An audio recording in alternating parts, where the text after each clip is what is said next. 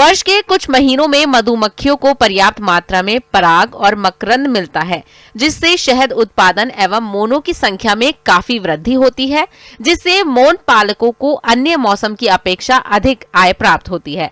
लेकिन कुछ महीनों पराग की कमी हो जाती है और ऊपर के शत्रु कीटों का आक्रमण भी होता है। ऐसी दशा में मधुमक्खी पालक मोन बक्सों में मधुमक्खियों की देखरेख कैसे करें, जिससे आने वाले दिनों में भरपूर शहद मिले, इस बारे में जानकारी दे रहे हैं एक विषय विशेषज्ञ महामाया बानिक।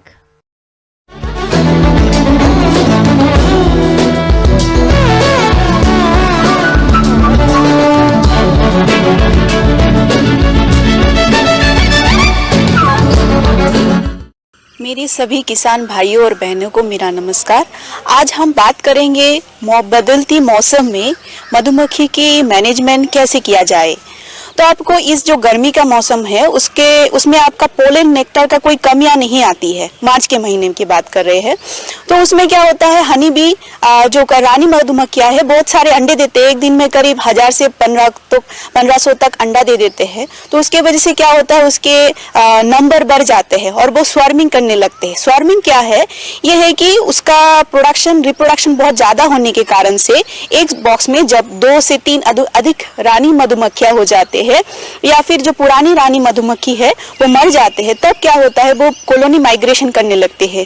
तो आपको खास ध्यान देना है उस समय में कि आप उस बॉक्स को निरीक्षण करते रहे और उसमें देखिए अगर एक से ज्यादा रानी मधुमक्खियां है तो आप 1-2 रानी मधुमक्खियां को निकाल दे उस बॉक्स से, या फिर एक रानी मधुमक्खी के साथ में और कुछ वर्कर भी और ड्रोन को मिला के आप दूसरा छत्ता अलग कर दीजिए वहां से, या फिर कुछ नए जो निकल रहे रानी मधुमक्खियां उसको आप वहां से हटा दें, ये कर सकते हैं।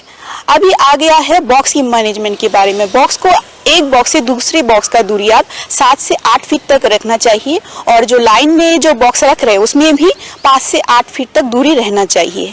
अभी हम बात करेंगे हनी के बारे में। हनी का कैसे मैनेजमेंट में, शहद का कैसे मैनेजमेंट करें। तो अभी अगर आपका शहद तैयार हो गया है उसको आप निकाल लीजिए और निकालने के लिए जो धरीले वाला चाकू है वो आप उससे आप बक्सा से आपका फ्रेम निकालिए। उसके बाद जो एक्सट्रैक्टर होते हैं हनी एक्सट्रैक्टर, उससे आप हनी को निकाल लीजिए और उसको 65 डिग्री सेल्सियस में गर्म करके 15 मिनट तक गर्म करके उसको छान के एक मसलिन क्लॉथ से या कोई भी सूती का कपड़ा से आप बोतल में भर दीजिए। ये हो गया आपका हनी का मैनेजमेंट। अभी हम बात करेंगे उसका खान पान के बारे में भी।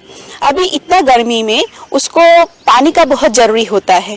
तो अगर जहाँ आप बॉक्स रख रहे हो उसके आसपास में पानी का, अगर आप कोई बाल्टी में पानी भर के उसमें 2-4 जैसे कोई धागा या फिर कोई डंडा रख दे ताकि उस मधुमक्खी उस पर बैठ के पानी पी सके, वैसा व्यवस्था आपको रखना चाहिए। शहद उत्पादन में आई कमी केवल पर्याप्त परागण की कमी की वजह से ही नहीं होती, बल्कि इस गिरावट की एक बड़ी वजह कीटों का प्रकोप भी है। मधुमक्खियों को कुछ जीव जैसे मेंढक, चिड़िया, छिपकली, गिरगिट आदि भी नुकसान पहुंचाते हैं। ये जीव मधुमक्खियों को पकड़कर खा जाते हैं। इसी तरह से कई प्रकार के वर्म भी मधुमक्खियों को पकड़कर मार देती है। कभी कभी तो इनके प्रकोप से मधुमक्खियों की पूरी कॉलोनी तक नष्ट हो जाती है। इसी प्रकार चींटियां मधुमक्खियों को पकड़कर मार देती हैं, साथ ही छत्ते में लार्वा और शहद को भी खा जाती हैं। दूसरी बात आती है कि चींटियां हनी को खा सकते या मधुमक्खी को परेशान कर सकते, इसलिए जो बक्से का जो स्टैंड आता है जो लोहे का बना रहते हैं वो बक्से के नीचे वो स्टैंड रख के उसके ऊपर ही बक्सा रखिए आप, और उसके नीचे में बाटी में पानी रख के अगर रख देते हैं तो उससे आपको बक्स में चींटी नहीं चढ़ेंगे। दूसरा बात करेंगे हम उसके रोग के बारे में।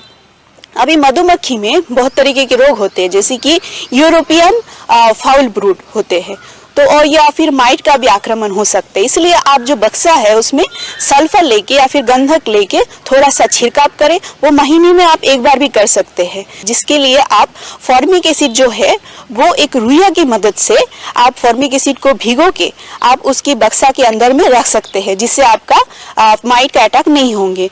माइट के प्रकोप की स्थिति में 85 mg फॉर्मिक एसिड का उपयोग रुई के फाहे में एक लकड़ी की मदद से लपेटकर बक्से में रख देना चाहिए, जिससे इसकी गंध से कीटों से छुटकारा पाया जा सके। इसके अलावा ऐसी जगह जहां पर कीटों का प्रकोप ज्यादा होता है वहां पर मधुमक्खियों को परागण के लिए पलायन न करें। माइट कीट से प्रभावित मधुमक्खियों के अंडे और लार्वा वाले छत्ते स्वस्थ मधुमक्खियों से दूर रखने चाहिए। मधुमक्खियों को भोजन में पर्याप्त पोषक तत्व उपलब्ध कराएं। मधु बॉक्सों के स्टैंड के नीचे कटोरियों में पानी भरकर रखें। इससे चींटियों का प्रकोप नहीं होगा।